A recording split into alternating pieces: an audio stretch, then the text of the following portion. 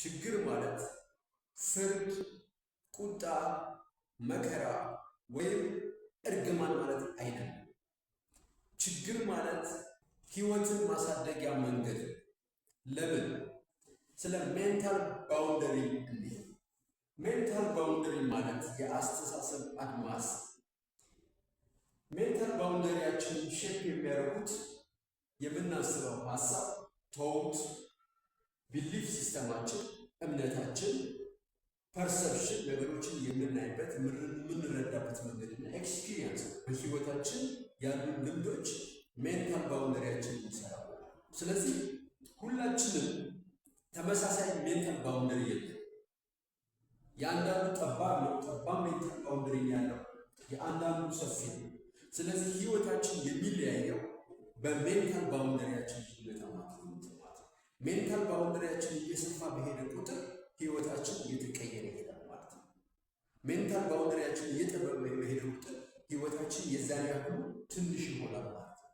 ኦኬ ሶ ሜንታል ባውንደሪ በእነኚህ በአስተሳሰብ፣ በእምነታችን፣ በልምዳችን፣ በፐርሰፕሽናችን አማካኝነት ሜንታል ባውንደሪያችን ሊሰፋ ሊጠብ ይችላል።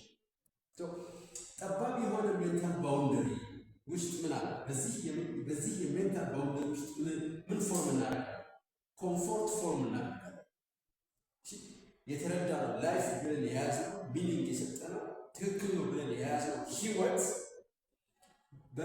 በራሱ ኮምፎርት ዞን ውስጥ ያስቀምጠናል ማለት ነው። ምቾት እንፈጥራለን፣ ሴትልድ እንሆናለን ማለት ነው። ወደሚቀጥለው ሜንታል ባውንደሪ ለመሸጋገር ስቲሙሊ የሚሆነው ቻሌንጅ ፈተና ወይም ደግሞ ችግር ምን ይሆናል? ከዚህኛው ኮምፎርት ዞን እንድንወጣና ወደሚቀጥለው ኮምፎርት ዞን ወደሚቀጥለው ሜንታል ባውንደሪ እንድንሸጋገር ኢንቪቴሽን ነው። ቻሌንጅ ግብዣ ነው እየተሰጠን ያለ፣ ስቲሙሌት ነው እየተደረገን ያለ።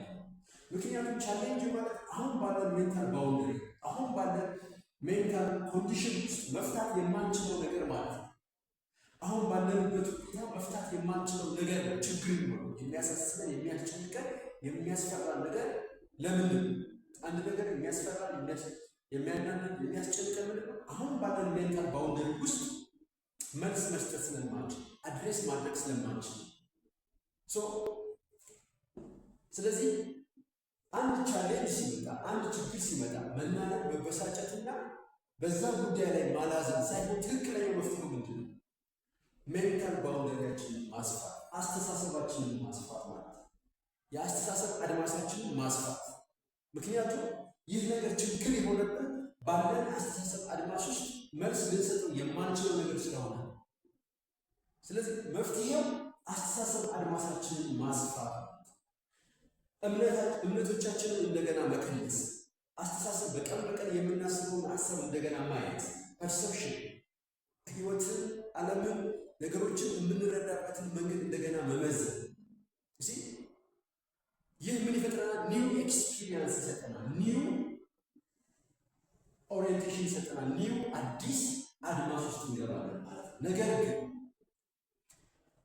ይህንን ቻሌንጅ እንደ መከራ፣ እንደ ቁጣ፣ እንደ ፍርድ ካየነው እዚሁ አስተሳሰብ አድማስ ውስጥ ሆነን ዕጣ ፈንታችን እዚሁ ይቀራል። ነገር ግን ይህንን እንደ ኢንቪቴሽን፣ እንደ ግብዣ፣ እንደ ስቲሙሊ ወይም እንደ ምክንያት ካየነው ይህ ቻሌንጅ የመጣው ሊያፈርስን ሊያጠፋን ሳይሆን ሊያሳድገን ማለት ነው።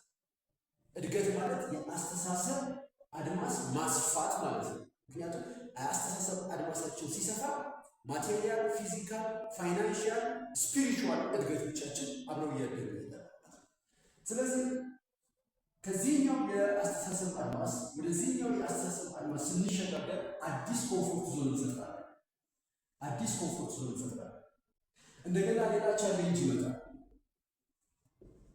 ይህ ቻሌንጅ አሁንም መልእክት እየላከን፣ ይህ ቻሌንጅ ይመጣል። ለምን? ይህኛው የአስተሳሰብ አድማስ የመሸከም የማይችል በዚህኛው የአስተሳሰብ አድማስ ውስጥ አድሬስ ማድረግ የማንችለው አዲስ ችግር ይመጣል። ምን ማለት ነው? ምን እያደረገን?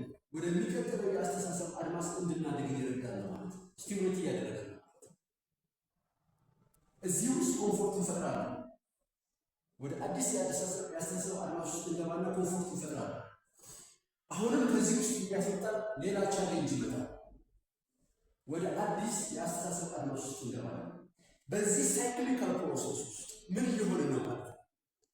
አድማሳችን እየሰፋ ሜንታል ባውንደሪያችን እየሰፋ ይሄዳል።